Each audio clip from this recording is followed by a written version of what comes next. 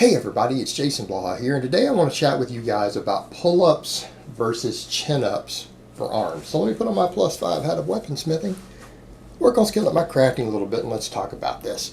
Alright, this is one of those things that, this is going to be a very nuanced video, sound like Jordan Feigenbaum, very nuanced video. If you guys want just a short answer without all this detail and discussion, look, let's be realistic here. Obviously, pull-ups or chin-ups is not going to be the only exercise you do for your upper body, right? You're going to do more than that for your upper body. And either one of them, or even a variation to where you even have the hammer grip. So any of those three basic variations, chin-up, pull-up, hammer grip, pull-ups, right? All of those are good arm developers, right? They're all good upper body developers. If you get really strong and do a lot of volume with any of those three, or all three, it's going to help with your arm growth, right? That's the short answer. They're all useful. They're all good exercises. So now that that's out of the way for the people who want a longer answer, let's get into something a little more nuanced, because this is really the interesting topic we get into. You say, which of these is better for arms? Well, that really depends, doesn't it? I mean, if we're trying to really pin it down, that's not as easy to say as you might think. Because again, normally we would say, well, you know, the supinated grip, right, that gives you the best line of pull. For a chin-up, gives you the best line of pull on the bicep. Question becomes, does that really matter in the long term for muscle growth? Maybe, maybe not. We don't know that it does.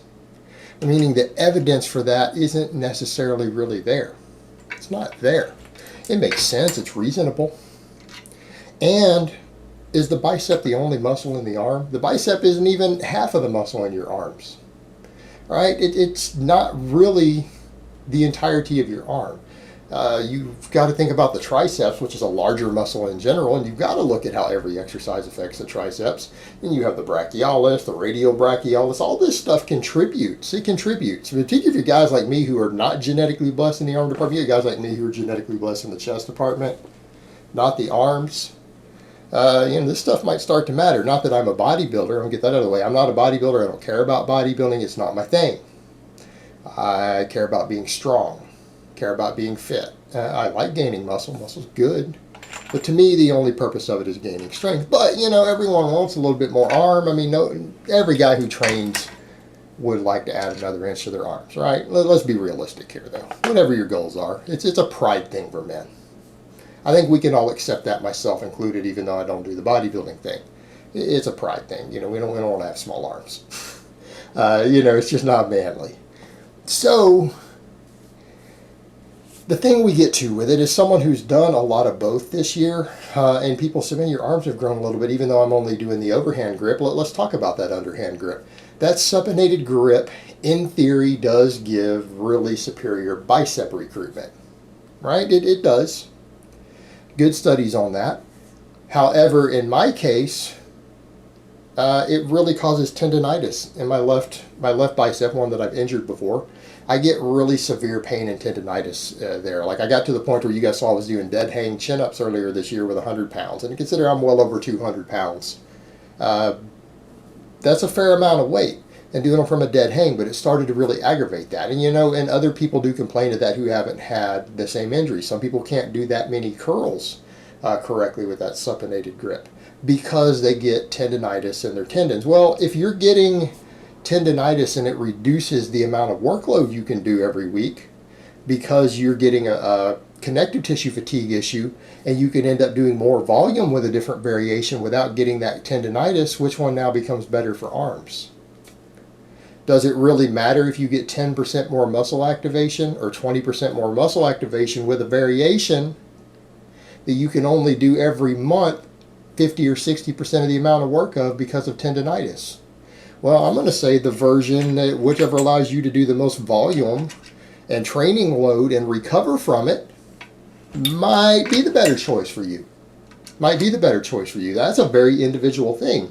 Then we need to start looking at stuff like other muscles worked, because it's all about the cumulative effect you have on your body, right? We're not doing just one exercise for all the muscle growth in a region of the body, right? Most of you guys are doing some bench presses or some dips, hell, maybe even some curls. You're probably doing other stuff that works your arms. than just the pull-up or the chin-up. But let's look at what they do. Yes, you have a superior line of pull for the bicep with the underhand grip. The overhand grip works more radial brachialis, possibly more brachialis. And at the bottom, for people who are doing a full range of motion, they actually both work the long head of the tricep, but the pull-up does seem to work the long head of the tricep a little more. Now, why does that matter? Because the long head of the tricep is the head that gets the least recruitment when we're bench pressing, right? And for most of us, and I don't want to hear this from you guys, well, I don't bench press. No one cares. No one gives a shit if you don't bench press. Nobody cares. But for the majority of us, bench press is a primary exercise, right? I don't care what your training goals are. You look in the gym, everywhere around the gym, even the chest and curl monkeys are doing bench press. 99% of guys are using the bench press as a primary exercise. It's not just power lifters. It's the most popular exercise in most Western countries. The most popular exercise in the gym. Well, we're all bench pressing. Bench press is actually a pretty effective tricep builder, isn't it? But the long head does get the least recruitment. It gets worked, but it is, I mean, just when you look at the biomechanics, you look at EMGs, the long head does get less work than the other head of the tricep on all these chest presses. So we go back to that point of the guys who aren't bench pressing. Well, you're doing dumbbells or something. You're doing something as a chest press. I assure you are, and if you're not, you're doing some sort of overhead press. But the point is, most presses do not proportionately impact all of that. So if we have a pulling movement like that does work the long head more, well, that might be a perk. That very well might matter in the long term. Is it going to matter with a few sets? No. It matter over the course of a year, that additional long head stimulation? Maybe. Now, I can't tell you that it absolutely will.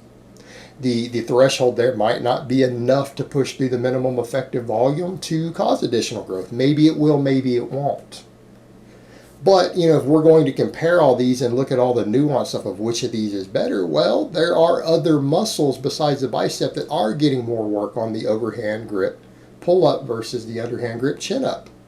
The bicep is not the only muscle in the arm. There's other stuff we're talking about here. And, the fact that the other one does work the long head hypothetically more might be a bonus. But by that same token, chin-ups do work the long head also. Again, we just get into this debate of, is it enough to matter? That's a point of debate. That's a point of contention among the experts, isn't it? Is it enough to matter? I don't know. I guess it depends on how much total other training you're doing. But if you're doing very large volumes of bench press, you're getting a fair amount of work on that long head, even though it's not proportionate. But, then maybe your pull-ups or chin-ups might give it enough additional work to where it starts to come up. It's all a matter of what's going on with the totality of your programming, doesn't it? Right? Our exercises are not done in a vacuum, right? I don't want to say isolation because that has its own connotation. They're not done in a vacuum. They are in the context of your larger training. And you've got to understand it from that perspective. Same thing. Other people say, well, actually, some of the EMG studies show the neutral grip pull-up works the biceps just as hard as the underhand. Yeah, it does. It does seem to. Not everyone can do that, though, without inflammation issues. So here's really what we're getting to. I'm going to say that the one of these versions of the exercise that's probably going to be best for your arm development is the one that you can do the most of without having overuse injuries and inflammation and pain in various tendons and things around your elbow. That's probably going to be your personal best option, right? Probably is. I mean, realistically speaking, because at the end of the day, when we really look at the studies, how effective any of these compounds really work the muscle doesn't even seem to matter over the course of larger volumes of training. I mean, we've got plenty of studies now done on both novices, intermediates, even on college level scholarship athletes showing lat pull downs cause as much bicep growth, like an overhand grip lat pull down causing as much bicep growth in like 10-week studies as curls do. So, how do we balance this out? Well, I'm just going to go out on a limb and say, well, a lot of these compounds work pretty good. So at the end of the day, it really is about tension. It's about total volume, all of this stuff you're subjecting a muscle to. And I think that any of these three, as long as you're doing them with a reasonable weight, Again, total weight on the bar. If you weigh 120 pounds, no one cares that you can do 6 pull-ups with just your body weight. All right, it's not reasonable poundages at that point. You got a long way to go. But I think as long as you're doing them through the full range of motion, getting that stretch at the bottom, doing the full range of motion on the exercise, I think any of these 3 can contribute significantly to your arm growth. They're all fantastic exercises. I think it's going to come down to which one you can personally do the most weekly and monthly volume with without running into overuse problems and inflammation issues. I think that is going to be the best choice, and that's going to come down to individual leverages and insertions and things like that. But you know what? They're all good exercises. Any variation of that, if you get strong at any variation of the chin-up or pull-up, I think it's going to benefit you. No matter which one you happen to choose, it's going to benefit you in terms of arm development. It's going to benefit you in terms of total upper body development. It's going to benefit you in terms of just improving your overall strength and athleticism and everything in your upper body. Right? They're all fantastic exercises. You've just got to find maybe the one that fits right for you. Maybe you're someone who can do all 3 with really high volumes and no problems. Well, great. Do whatever you want then at that point. Experiment around with it. It's not like any of them are bad versions to use. All right, guys, but that's really all I have to say on that today. I hope it's been informative, and I will talk to you guys next time.